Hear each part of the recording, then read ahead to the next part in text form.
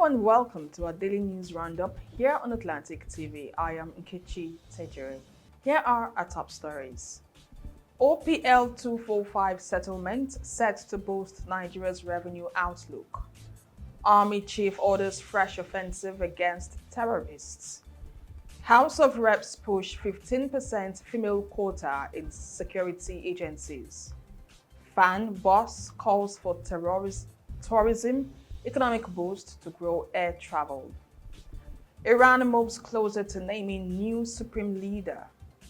Osimhen sends warning ahead of Liverpool clash. Now to the news in full.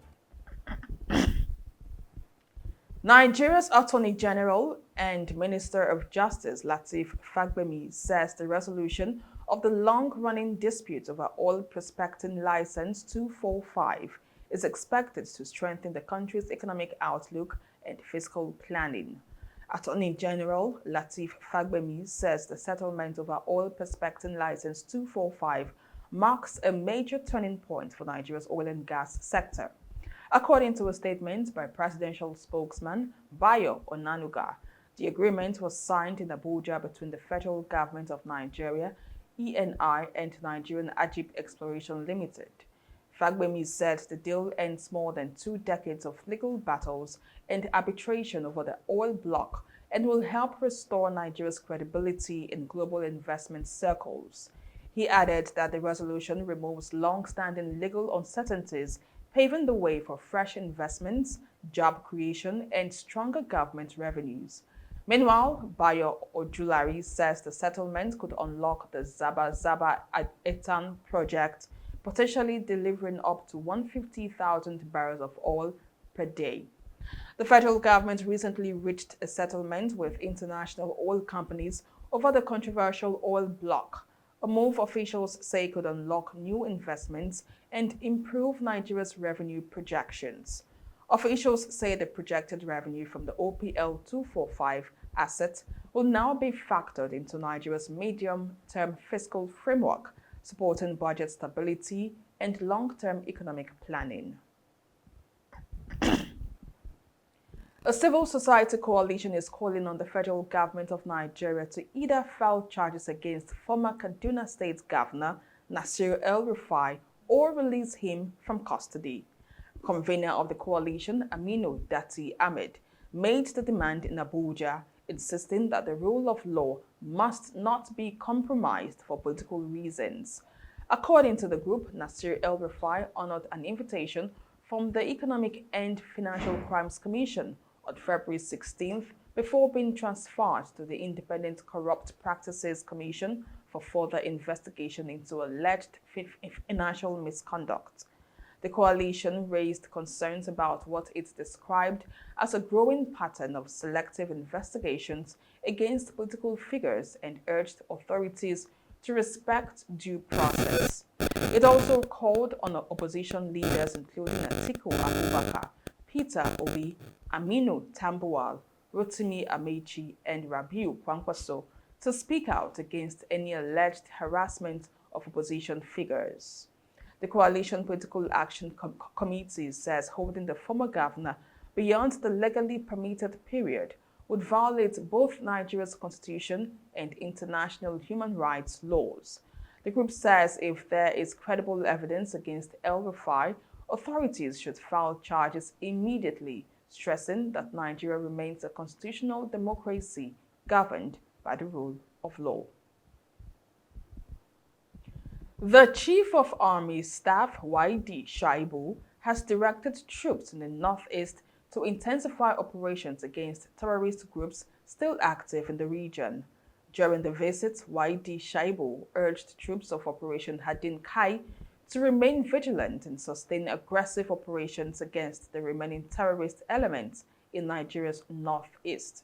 He stressed the need for stronger coordination among military units, improved intelligence gathering, and a robust operational posture to consolidate recent gains in the fight against insurgency. The army chief also directed troops to maintain sustained pressure on terrorists, particularly as security operations continue through the final phase of Ramadan and beyond. Meanwhile, the theater commander of the operation, Abdul Salam Abubakar, briefed the army chief on recent operations, achievements, and challenges in the theater. He assured that troops remain professional, committed, and determined to restore lasting peace across the Northeast despite isolated setbacks. The charge came during an operational assessment visit to the headquarters of Operation Hadin Kai in Maiduguri, where the army chief reviewed the ongoing counterinsurgency campaign. Military authorities say troops remain highly motivated as operations continue to dismantle terrorist networks and stabilize communities across the region. Nigeria's House of Representatives has reaffirmed its commitment to advancing women's rights and inclusion across the country. Spokesman of the House, Akin Rotimi, said the parliament is committed to legislative reforms that promote the rights and well-being of women across Nigeria. Rotimi noted that this year's International Women's Day theme, Rights, Justice, Action for All Women and Girls, underscores the need for practical steps to close gender gaps. He also highlighted ongoing discussions to strengthen female representation in security institutions, including proposals for a 15% quota for women in the Nigerian police force and the Nigeria Security and Civil Defense Corps. The House said expanding opportunities for women through education, leadership, and economic empowerment is vital for national development. The lawmakers made the pledge while marking the 2026 International Women's Day, calling for stronger policies to promote gender equality and expand opportunities for women and girls. Lawmakers say achieving gender equality will require sustained reforms and stronger collaboration between government institutions, communities, and civil society. Fresh signs fresh signs of reconciliation are emerging within Nigeria's main opposition party, the People's Democratic Party, following months of internal disputes and factional tensions. Sources within the People's Democratic Party say Gbenga Hashim has been holding quiet consultations with key stakeholders across rival factions since January. The mediation reportedly involved leaders from different blocs within the party, including figures linked to former Rivers State Governor Nyesom Wike, as part of efforts to resolve lingering disputes. Party sources say the discussions focused on ending prolonged legal battles that could weaken the party's structure and electoral readiness. As part of the reconciliation push, Hashim is also said to have consulted former Nigerian leaders Olusegun Obasanjo and Ibrahim Babangida, both influential figures in the party's early years. Meanwhile, justices at the Court of Appeal of Nigeria sitting in Ibadan reportedly encouraged parties in the dispute to pursue reconciliation and internal resolution. Party insiders say a series of behind-the-scenes consultations led by presidential aspirant Gbenga Hashim may have helped broker a breakthrough aimed at restoring unity within the party. It was also said both factions are now expected to begin deeper consultations and move towards structured face-to-face engagements in a bid to restore unity ahead of future elections. The managing director of the Federal Airports Authority of Nigeria, Olubunmi Kuku, says Nigeria must strengthen its economy and tourism sector to significantly increase passenger traffic across its airports. Kuku says achieving Nigeria's ambition of becoming a regional aviation hub will also require improved airspace infrastructure, better transit facilities, and expanded international air routes. Speaking in an interview, Olubunmi Kuku said Nigeria's passenger traffic remains low compared to other countries, largely due to economic factors.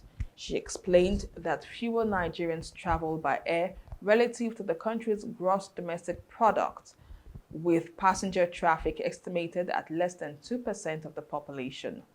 Kuku noted that boosting trade, tourism, and business activity would attract more travelers into the country and increase airport usage.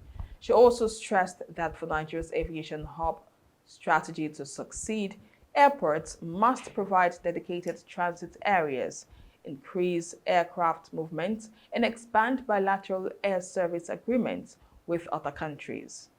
FAN says ongoing airport rehabilitation projects are expected to introduce new transit facilities and improve connectivity as Nigeria works to position itself as a major aviation hub in West Africa. Electricity consumers in parts of Lagos will experience a temporary power outage this week as maintenance work begins on the power network. The Eco Electricity Distribution Company says the outage will take place on Saturday, March 14th between 9 a.m. and 6 p.m.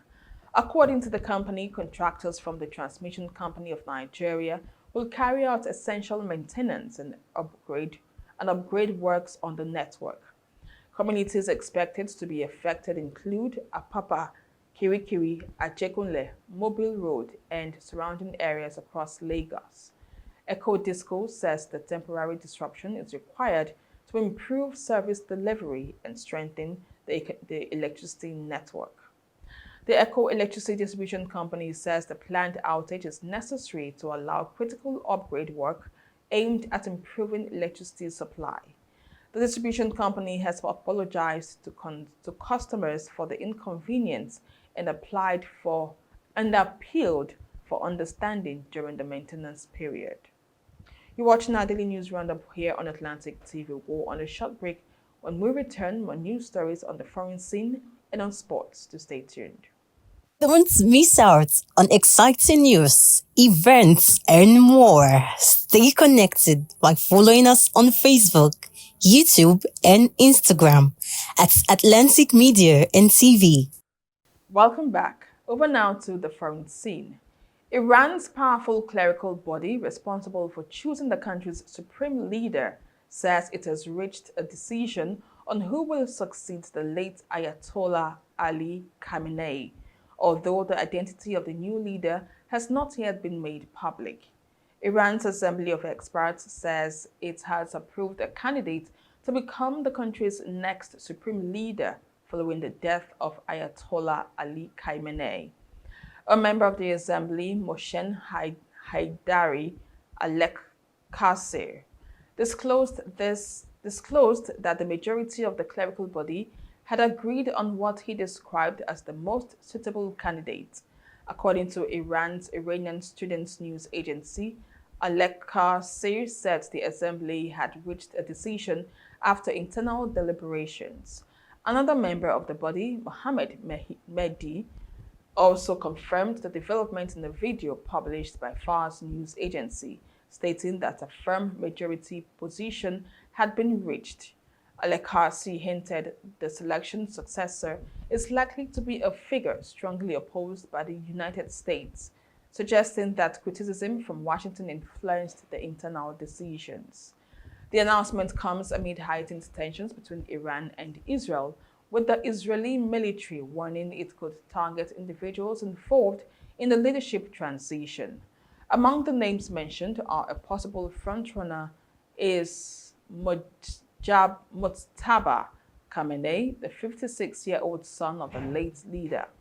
However, analysts say his selection could spark controversy over concerns of hereditary succession within the Islamic Republic. Under Iran's constitution, the 88-member Assembly of Experts has the sole authority to appoint the country's supreme leader. Opposition Khamenei held for nearly 4 decades until his reported death in the joint US-Israeli strike on Tehran on February 28th. The succession proceeds is unfolding as hostilities continue to escalate in the region, with Iranian strikes reportedly targeting energy infrastructure across the Gulf and Israeli attacks hitting oil storage and fuel facilities inside Iran. The Assembly of Experts is expected to formally announce the identity of the new supreme leader in the coming days as tensions across the region remain high. Still on foreign news, US President Donald Trump has issued a stark warning to Iran, saying the country's next supreme leader may not last long without approval from United States authorities. 9 days after a joint US-Israeli strike reportedly killed Ali Khamenei, Iran's powerful clerical body, the Assembly of Experts, has reportedly chosen a successor. Members of the assembly say that the decision has been made during a closed-door meeting, although the identity of the selected candidate has not yet been publicly announced. One of the names circulating as a possible successor is Mojtaba Khamenei, the 56-year-old son of late leader. Speaking to the newsmen, President Donald Trump warned that Iran's next leader would need Washington's approval to remain in power. Trump was quoted as saying the incoming leader will have to get approval from us, adding that without such approval, the leader is not going to last long. However, Iran's Foreign Minister Abbas Araghchi rejected the statement, insisting that the choice of Iran's leader is strictly by internal matter. Speaking on Meet the Press, Araghchi said Tehran would not allow any foreign interference in its domestic affairs and called on Washington to apologize to the region over the escalating conflict. Meanwhile, the Israel Defense Forces has warned that any successors to Khamenei could also become a potential target as tensions between Israel and Iran continue to rise. Global reactions have also begun to emerge. China's top diplomat Wang Yi said the war should never have happened and warned that the world must not return to what he described as the law of the jungle. At the Vatican, Pope Leo XIV also called for an end to the violence, praying that the sound of bombs would cease and that space for dialogue would reopen.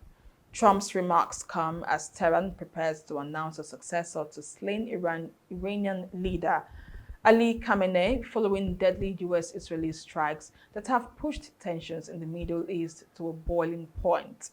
Iran is expected to formally announce the identity of its new supreme leader in the coming days as diplomatic tensions and military hostilities across the Middle East continue to intensify.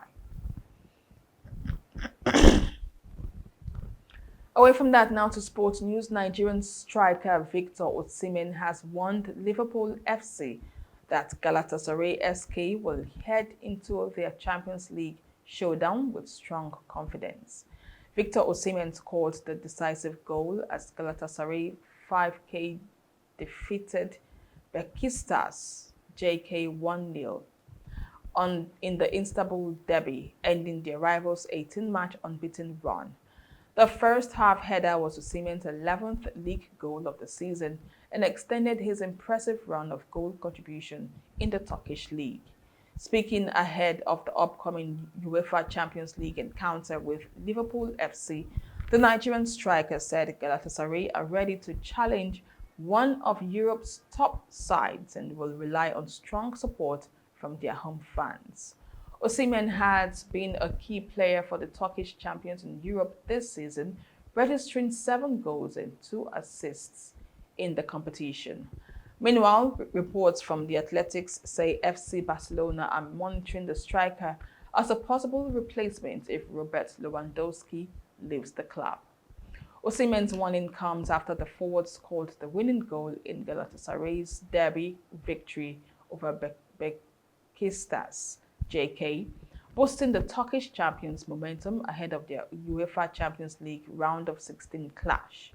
Osimhen's impressive form had also attracted interest from several top European clubs, including Bayern Munich, Juventus FC, and Chelsea FC, as the summer transfer window approaches. 6 teams have secured places in the quarter-finals of the FA Cup following the latest round of matches.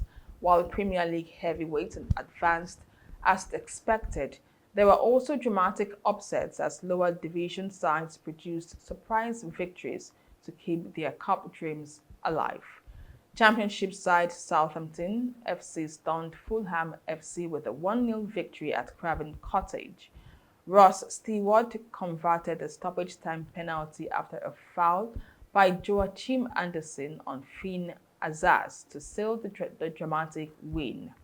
In another upset, League One side Port Vale FC defeated Sunderland AFC 1-0 at Vale Park, with Ben Waine scoring the decisive goals to send the club into the quarter-finals for their first time in 72 years. They now join Arsenal FC, Chelsea FC, Manchester City FC, and Liverpool FC, who progressed after earlier fifth-round victories. However, two more matches will complete the fifth round, with Leeds United FC set to face Norwich City FC, while West Ham United FC takes on Brentford FC, begins today, being Monday. And with that, sports, we come to the end of our daily news roundup for today here on Atlantic TV. Do also follow us on all our social media platforms for more news stories and headline updates. Thank you so much for watching. Have a pleasant week.